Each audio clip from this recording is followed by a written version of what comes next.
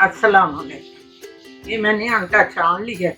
अब मैं गूंदने लगी हूँ, समोसे बनाने लगी हूँ। समोसों का आटा घी डाल के इसको ऐसे सूखे को मलूंगी। ये मैं नमक भी डालने लगी हूँ थोड़ा सा, बस पे जरूरत।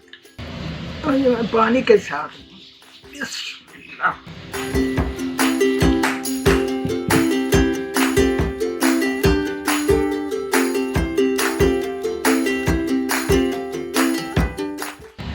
ये समोसियों का जरा सख्त भूनते हैं हम लोग।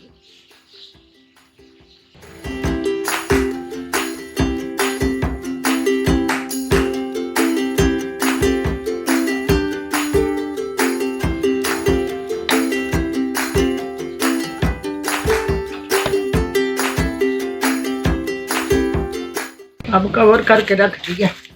कितने मिनट के लिए? 10-15 मिनट के लिए।